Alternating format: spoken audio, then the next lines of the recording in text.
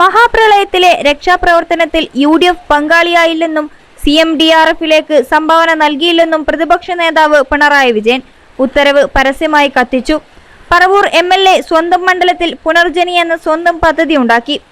സർക്കാർ സംവിധാനങ്ങളെ വിശ്വസിക്കാതെ സ്വന്തം പദ്ധതി കൊണ്ടുവന്നു. ഒട്ടും സുതാര്യമല്ലാതെ MLA കോടികൾ വിദേശത്തു നിന്നും കൊണ്ടുവന്നുവെന്നും പിണറായി വിജയൻ പറഞ്ഞു. വാർത്താ സമ്മേളനത്തിലാണ് മുഖ്യമന്ത്രി VT സതീശിനെതിരെ പിണറായി രൂക്ഷ വിമർശനം നടത്തിയത്. മണപ്പാട് ഫൗണ്ടേഷൻ എന്ന സംഘടന വഴി കൊണ്ടുവന്ന കോടികൾ പുനർജനിക്ക് ഉപയോഗിച്ചു. ലണ്ടനിലേക്ക് സതീശിനെ കൊണ്ടുപോയതും സ്പോൺസർ ചെയ്തതും മണപ്പാട് ഫൗണ്ടേഷന്റെ അമീർ അഹമ്മദാണ്. 2025 കേന്ദ്ര ഏജൻസിക്ക് അന്വേഷണം കൈമാറണമെന്ന് വിജിലൻസ് ശുപാർശ ചെയ്തു. രാഷ്ട്രീയ വൈരാഗ്യം ചെയ്തില്ല. ഗുരുതരമായ കേസ് മുഖ്യമന്ത്രിക്ക് കീഴിലുള്ള ആഭ്യന്തര വകുപ്പ് അവസാനിപ്പിച്ചു. അടിയന്തരമായി തീരുമാനം പിൻവലിക്കണം. മുഖ്യമന്ത്രിയും ആഭ്യന്തരമന്ത്രിയും വ്യക്തിപരമായി തീരുമാനിക്കേണ്ട കാര്യമല്ല. റിപ്പോർട്ട് വന്നപ്പോൾ കൂടുതൽ വിശദീകരണം തേടാൻ തീരുമാനിച്ചുവെന്നും പിണറായി പറഞ്ഞു. സുഗതന്റെ അവധി വിചിത്രമായ നടപടിയാണ്. ശുദ്ധീകരണ പ്രക്രിയയാണ് നടത്തിയത്.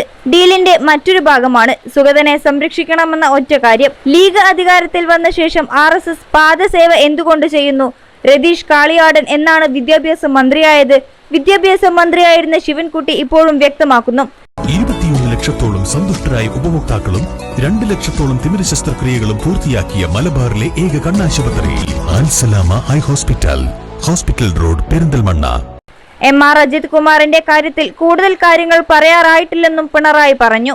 PSC പരീക്ഷാ ക്രമക്കേടിൽ ഒരു ആശങ്കയ്ക്കും അടിസ്ഥാനമില്ല. PSC തന്നെ അന്വേഷിക്കുന്നുണ്ട്. PSC ചെയർമാനെ ചോദ്യം ചെയ്യാനുള്ള നീക്കം മറ്റൊരു അജണ്ടയാണ്. ഏറ്റവും കൂടുതൽ നിയമനം നൽകുന്ന സ്ഥാപനത്തെ തകർക്കുകയാണ് ലക്ഷ്യമെന്നും പിണറായി വിജയൻ പറഞ്ഞു. കേന്ദ്ര സർക്കാരിന്റെ PM ശ്രീ പദ്ധതിയുമായി മുന്നോട്ടു പോകുന്ന UDF സർക്കാരിനെ വിമർശിച്ച് പ്രതിപക്ഷ നേതാവ് പിണറായി വിജയൻ ലീഗാണ് വിദ്യാഭ്യാസ വകുപ്പ് കൈകാര്യം ചെയ്യുന്നതെന്നും സ്വന്തം അണികളെ പിന്നിൽ നിന്നും കോൺഗ്രസും ലീഗും കുത്തിയെന്നും പിണറായി വിജയൻ പറഞ്ഞു. സംഘപരിവാറിന് കീഴടങ്ങി ബ്ലഡ് മണി വാങ്ങുകയാണ്. സംഘപരിവാറിന് കീഴ്പ്പെട്ടു പോവുകയാണ്. അമുസ്ലിങ്ങളെ വഖഫ് ബോർഡിൽ നിയമിക്കാമെന്ന് സമ്മതിക്കുന്നു. ഇത് RSS വിധേയത്വമാണെന്നും പിണറായി വിജയൻ പറഞ്ഞു.